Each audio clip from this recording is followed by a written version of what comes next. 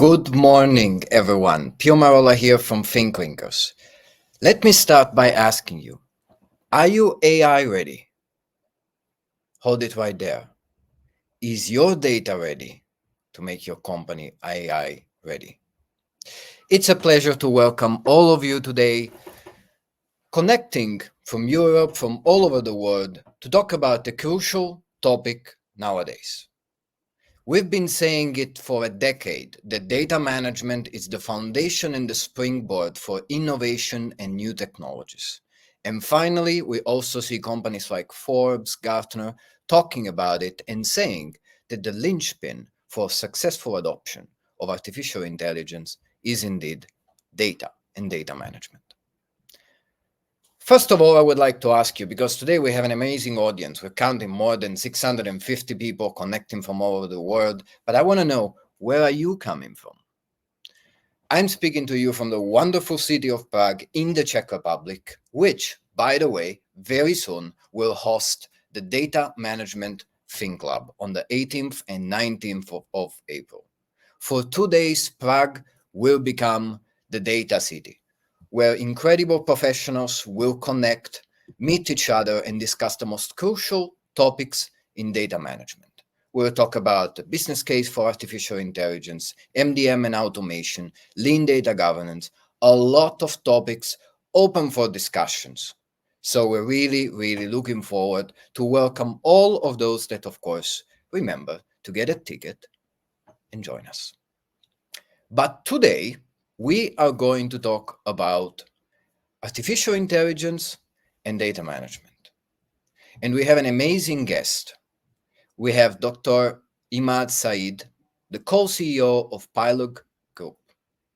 Pilog is also a lead partner at the Data Management ThinkLab. And today it's an opportunity for all of us to learn a little bit more about Imad, to learn a little bit more about what Pilog does, and also have a bit of a sneak peek about the topics that they will be bringing to our amazing Data Management ThinkLab. So, without any further ado, let's call on stage Imad Saeed. Hello, Imad. How are you today? I'm doing well, Pio. How about you? Fantastic. Really excited about the topic of the day. Really excited to have you here with us today. Thank you. Thank you for having me today with you. And I'm sure we're going to discuss something quite significant. Absolutely. And just to give the audience an idea, a bit of an introduction about you, if there's anyone who doesn't know about you yet, tell us something about yourself. Well, let me just give a brief intro so that everybody can relate themselves as well. So I started, as a data practitioner, being studying the system engineering of it. But since then, I mean, we have implemented ISO standards, we have implemented data practices, data methodologies. We have developed a lot of frameworks for that, and it's back since 20 plus years or 22 years since I started this journey. So I have been eating, sleeping, drinking data, and getting the analytics out of it. And my research also has been in terms of the data and analytics. And today I'm part of the organization, that I have joined 22 years back, Pilot. So I'm leading the organization as a co-CEO along with my other colleagues. So our whole intention is to bring in awareness, because when we were talking about data practices, data management back in 2005 and 2010, everybody said that, as you are too late, or this is a topic that you shouldn't even bring it. But today I'm quite happy, and I feel so immensely, I take pride that Pilog has been actually the advocates or the front runners in promoting the data and data practices and data methodologies. So that's a quick background about it. So, I mean, like I said, I understand the entire end-to-end data lifecycle management. Not only that, we have extended that into the analytics and also the business intelligence powered by data science, obviously. Fantastic. Let's get right into the topic of the day. Because we hear about organizations wanting to be AI ready. Yeah. But what does it actually mean to be AI ready? See, everybody, if you look at every second article, I must say here that talking about AI, and there are, early adapters as well. I just would like to, quickly show some, throw some stats as well, because, since I come from the data and analytics background, I actually interest the facts and the stats. So if you look at the AI adoption across the globe, if you look at it, the highest is being in the banking sector and followed by the healthcare and then oil and gas and utilities. And the highest is, 35% is actually the very, very good percentage, which means that one third of the industries from these particular segments have actually been adapted the AI. Whereas the big hype, which is a generative AI hype, and I think that it is a storm, and it is one of the significant things that has happened in the last decade, if I have to specifically quote that, because that's a disruption. What is the adoption percentage across every single industry? Not more than 14%. And I'm reading out these stats from what is being published by the Gartners, McKinsey's, and them. So the adaptability is poor. Why? Because of two reasons. Every organization want to be AI ready, but they are not focusing on the foundation of it, which is the data. The data is not yet ready.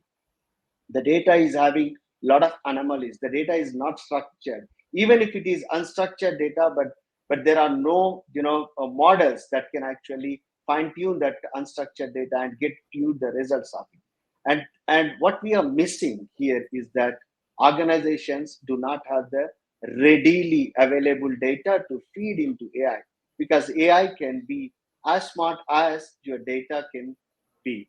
So the data is the foundation for that, and I think still we need to emphasize that if your organization need to be AI ready, you need to be 100% data ready.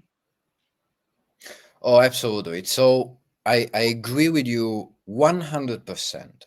I think that generative AI brought attention to the topic of Yeah, artificial intelligence. And, right. you put something in there and something appears, and there is a bit of this wow or magic factor that really Yeah, brought attention to it. But then yeah, when we're right, actually looking at what companies are doing in order to, right. adopt artificial intelligence in general, they're really, they're really overlooking data, which is indeed the foundation, just as you mentioned. And I'm very Absolutely, glad absolutely. that, now finally there are again Forbes, Gartner that are mentioning this, that data is indeed foundational in this discussion. Yeah, And let me ask you, but because of course, we understand now data is the yeah. foundation, but what are the data prerequisite? How can we get the data ready in order to become AI ready? Yeah.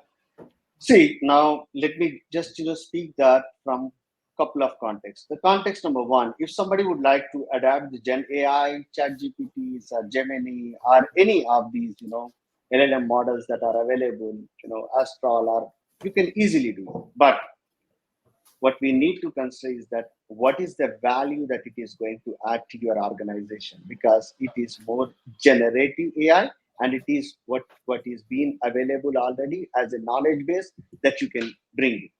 But where we need to put in more effort is that contextualize the use cases, because my use case might not be same with the other use cases. So contextualize the use cases and bring in the human power into it. So the factor of human, if that can come in and then add to it, then that is going to be a winning formula for any organizations. For that, absolutely, you need to identify what are the data sources on which you would like to build your models, and whether those data sources are actually complete, or are they a single version of truths or not, are they being normalized or not, because there's a lot of junk.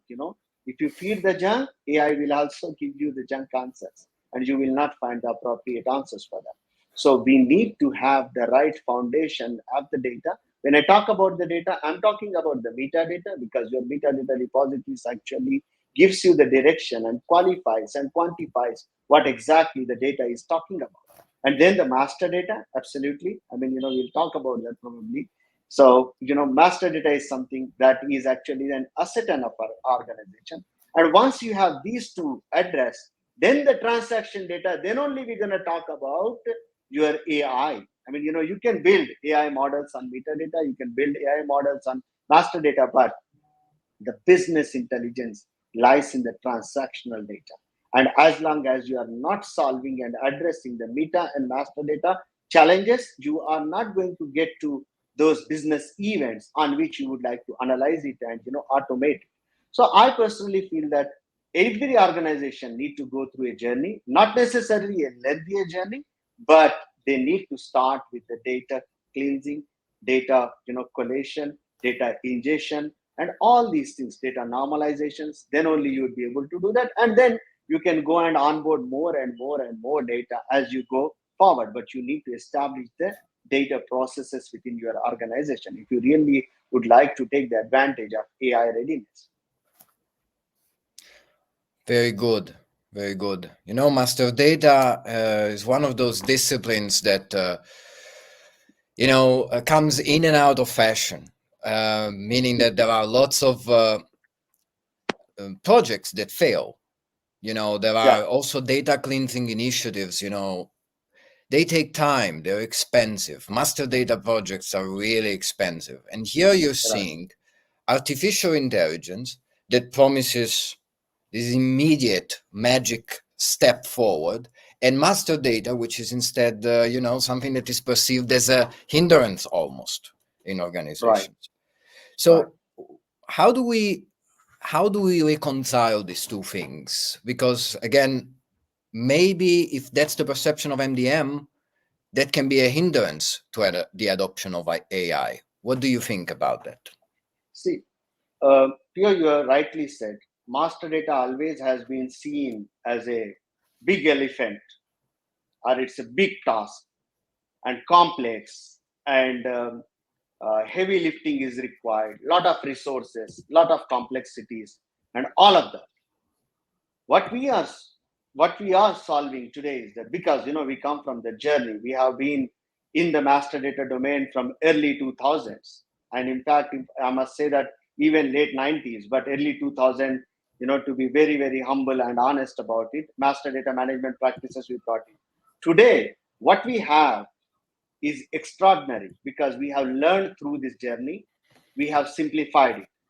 Now, I would also like to burst the myth that master data management is a complex thing. It's not complex. It is how you pitch it. It is how it has been practiced. We are bringing the best practices. And let me just give you something. Master data, everybody brings their baggage and throw it in the master data project.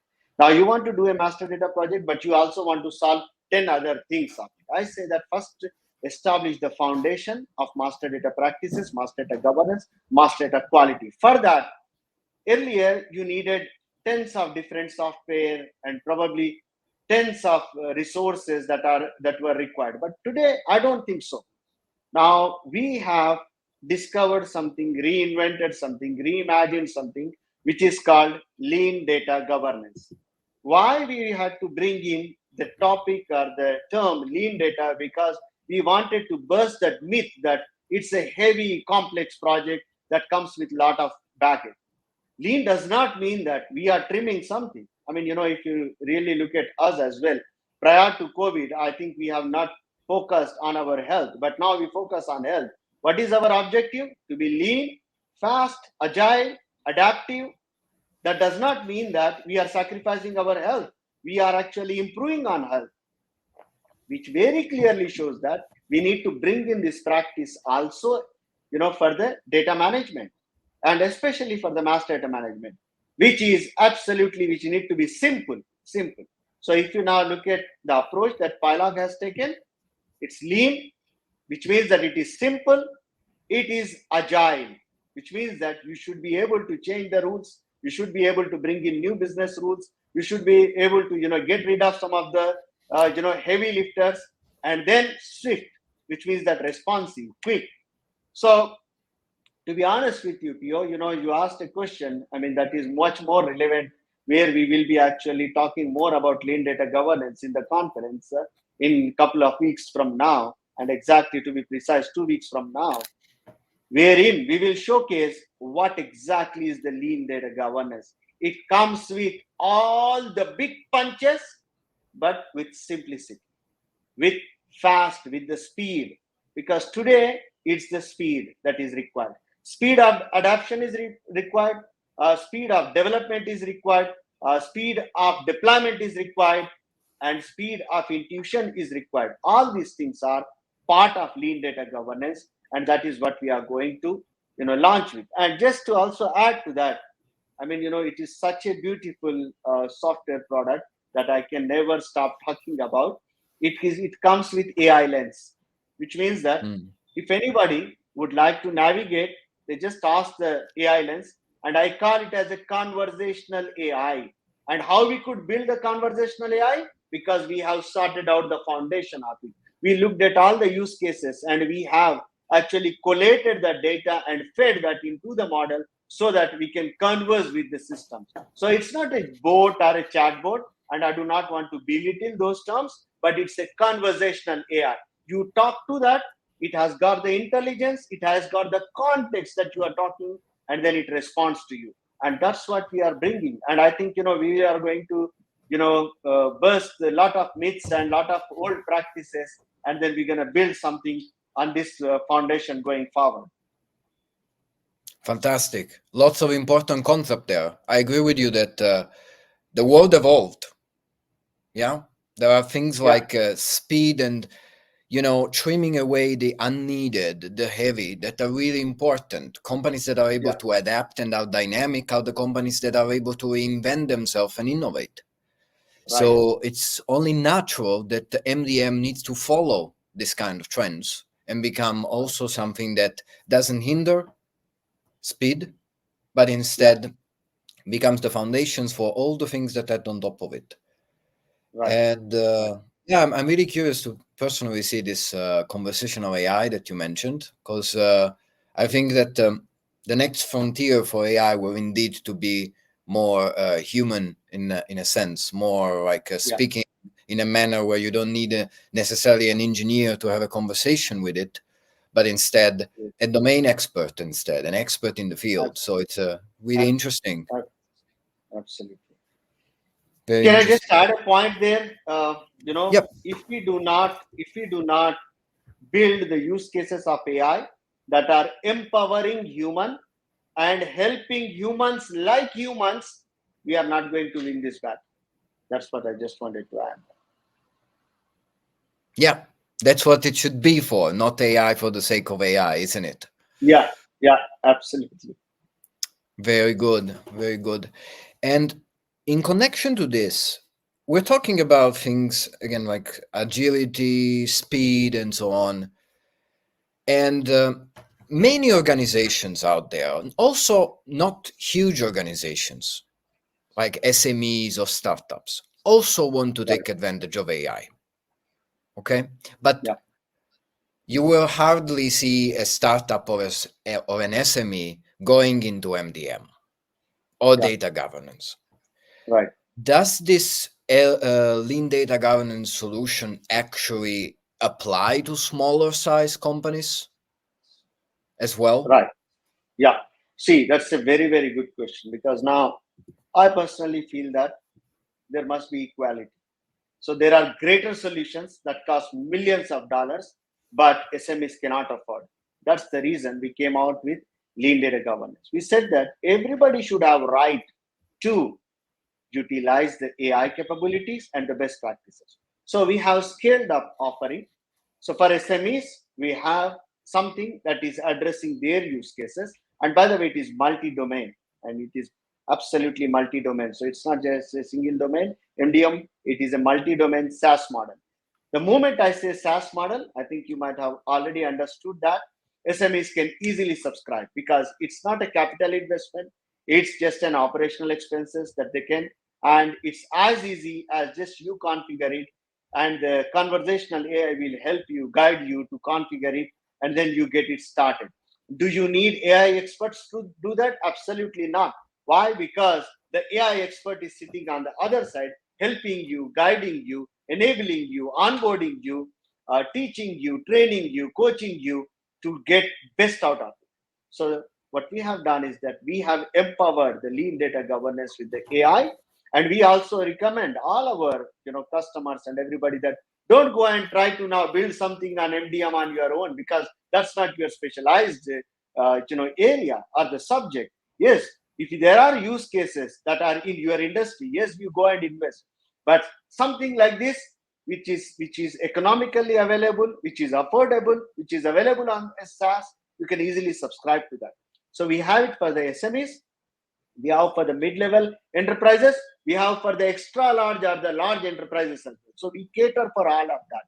And Pure, you rightly said, we can never ever win the market without SMEs. SMEs are core for any business growth, and they are actually the biggest contributors. We have seen that also from MS365. The moment MS365 went on to cloud, you see how the adoption has increased. And what is the highest percentage of revenue that they are generating? It is actually from the SMEs. So SMEs are core for this ecosystem. If they are not part of it, then we will miss out on a bigger chunk of it. That's fantastic. That is also unusual, let me say, because it's very easy to go after the large organizations only. Yeah. Right. But it's the SMEs that, SMEs basically hold an enormous power in terms of innovation. And they are probably the companies that could benefit the greatest from democratizing data management and artificial intelligence. Yeah. So it's really, it's unusual, as I said, and it's a great bet that you have done in terms of democratizing this and making these things more agile and fast for organizations that may not have 10 years of time to do things and sell millions and millions. Yeah, Absolutely.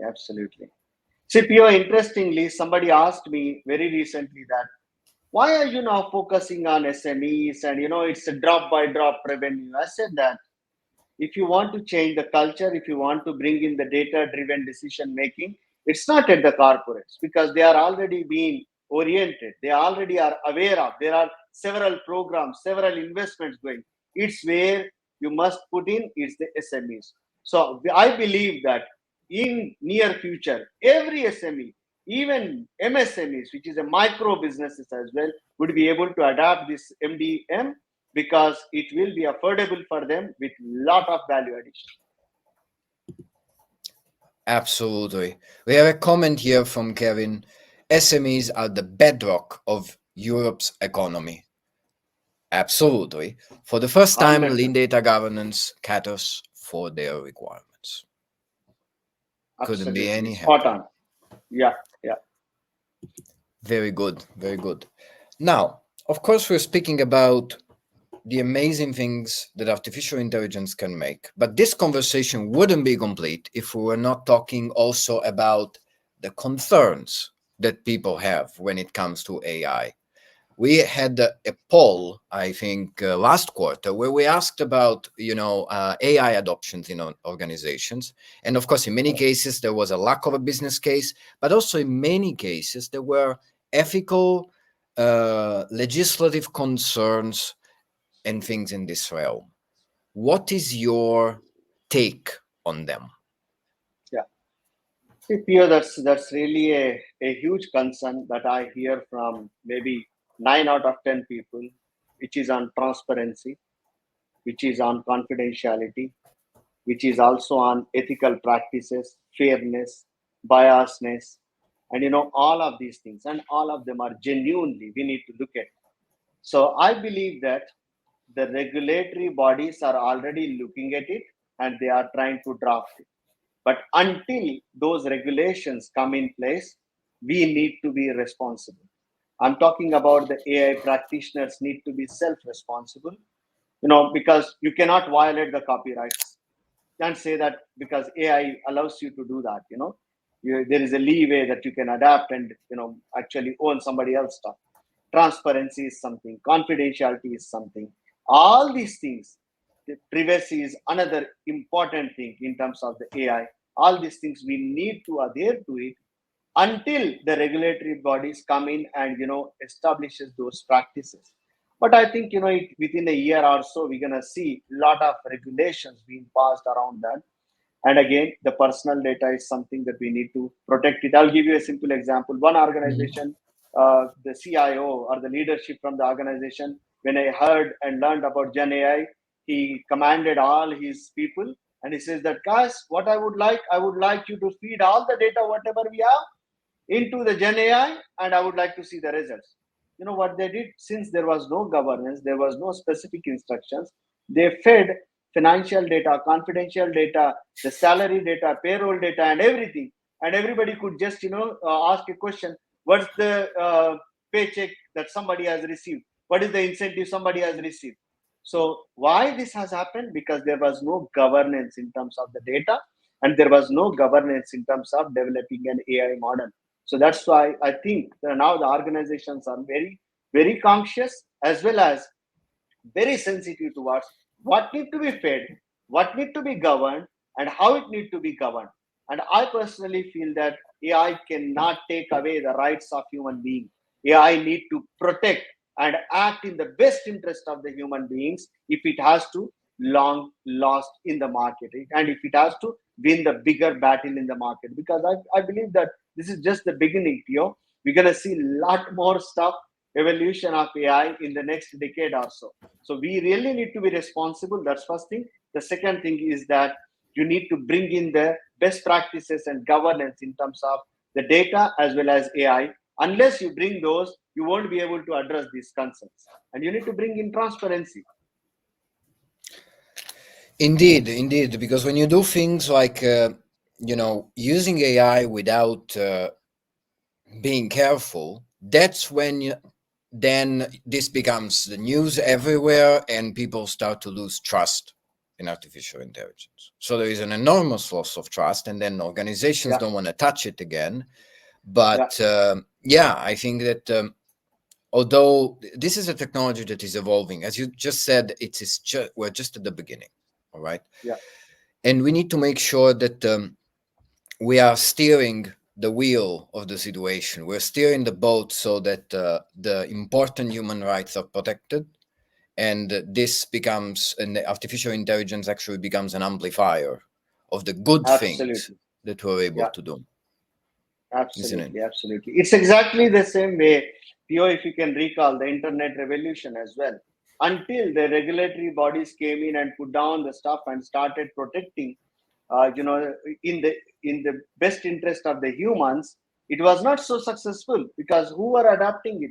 Not many were adapting it. So in the same way, we also need to bring in something in the AI as well, because if you lose the trust, that's it, gone. You won't be able to win the trust back again easily. Indeed. And I think that, for instance, the European Union is really putting an effort to establish this, AI Act. Right. I still believe that corporations need to be responsible themselves. 100%. Okay? 100%. It cannot just be something from above that comes and it's an obligation. It is a step towards the right direction, but I think that, again, we're dealing with trust here. Yeah. Mess up with your client's data, or fire tens of thousands of people, and you're going to lose trust as a company. It's not even the 100%. Legislation penalty that is going to hurt you. It's the fact that you went for a very wrong choice. So right. Indeed. I don't want to name, but in the last 5 years, there are big companies who have lost trust. Why? Because they could not protect the human interest. So many. Very good. No, but I'm really good that we're on the same page here. And of course, it's fantastic that you're developing and you are, championing the adoption of AI while having this very sound point of view on the matter. and very ethical point of view on the matter. Very good. Right. Very good. Now, I really look forward also to meet you very soon, actually, in Prague, and really hear more about lean data governance, but also exchange conversations and talk about how artificial intelligence can be adopted, because there's a lot, that we discussed during this meeting. Can you tell us a little bit more, give us a bit of a sneak peek about what you will be talking about in Prague? See, the major focus is going to be all around data and analytics. However, from the modern approach perspective, because data and analytics has been practiced for several decades, but again, using the legacy methods, legacy practices. So what we are doing is that we are augmenting it. We are empowering it with human factor. And always I talk about human-centered use cases. So if I do not talk about a human-centered use case, I'm actually talking nonsense, because if it is not adding value to human being, and that's what I'm going to be talking more about. Industry specific use cases, contextual specific use cases. And if anybody is looking to even develop a use case for themselves, I will be happy to contribute, because as an ambassador of data, analytics, and AI, I would like to propagate the right message in the market. Obviously, we will be talking a lot more on the lean data governance, what it has, what it comes with, how you can actually use it, what are the data science capabilities it has, what is the AI or the ML capabilities it has. All of that we will be talking about. And more specifically, I'll be talking on the conversational AIs, because conversational AIs has been a very, very, pet subject for me. And I have been always looking forward to develop something that can empower human beings' capabilities, which is productivity, efficiency, consistency going forward. So I will be talking more about that. Yes, we will have other discussions as well, so a couple of roundtables as well. I will be happy to contribute wherever it is, but mostly on the modern approaches. I do not want to carry the baggage from the previous. We learned a lot of lessons. Let's go into a modern approach. Very good. Very good. I really look forward to that. Actually, do you think that we are about to enter a golden age for MDM data management? Because Absolutely. yeah, you see, I think that these are disciplines that had their moments, let's say, in terms of how they were perceived in organizations. And there's a reason for that, because also, for instance, the MDM team could have learned to communicate better the value of MDM in the organization, right? And see that very often there are really mindset silos, and there is the data teams talking about, no, this is metadata, no, this is master data, no, this is code, blah blah blah, so it's not only the fault of the business, let's say, but here I feel like artificial intelligence that everyone wants is really attracting and pointing the finger at, hey, we finally need to take MDM, data governance, data management seriously. What do you think? Absolutely. See, I would like to pass on to everybody is that do not consider MDM, MDG, data management as white elephants. Don't consider them. We have solved that. We have addressed it.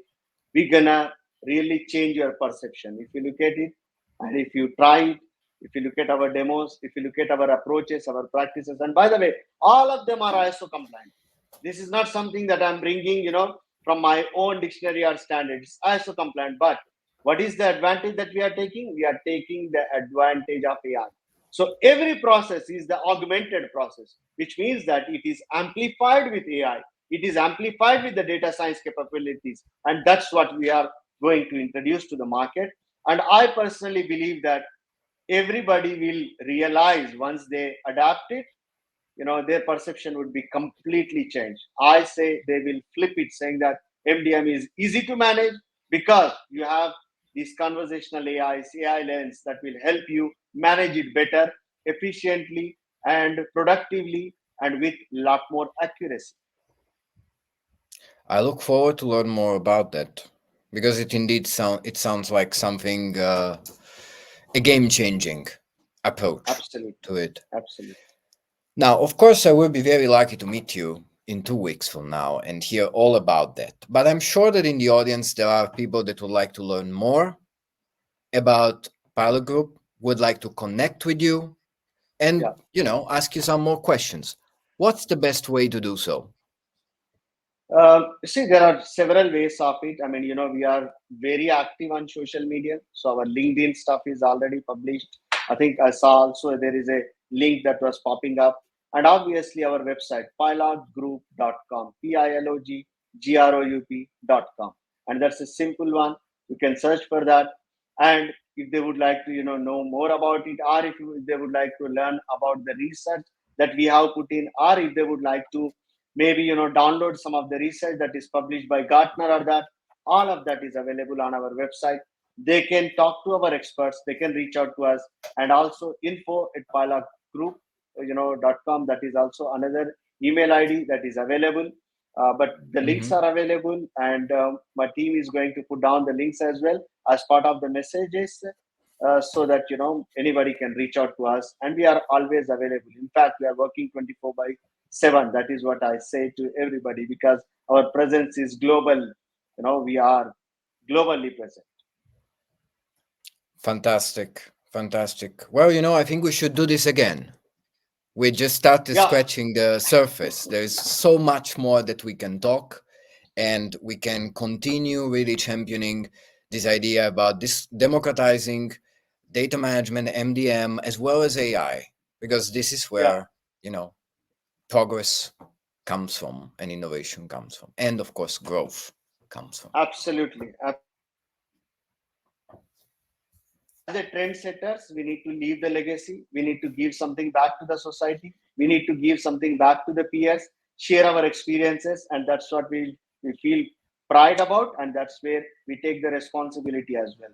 So thank you very much, Pio, for having me. And I personally feel that we just started brewing some good conversations on data analytics and AI, and we continue to do so.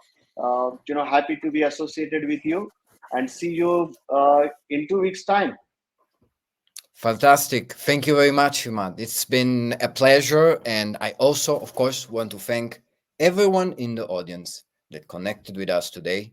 This presentation, this conversation will remain on our profile. So, and if you're not watching it live, of course, you can still drop questions there. We will be very happy to, pass them to Pilog, pass them to Imad. And of course, again, we're going to do this again. So I look forward to have more conversations, and I wish you all a great continuation of your day. Thank you, Pio, and more power to you, and more power to ThinkLinkers. Thank you, Mike. Thank you. Take care. Take care.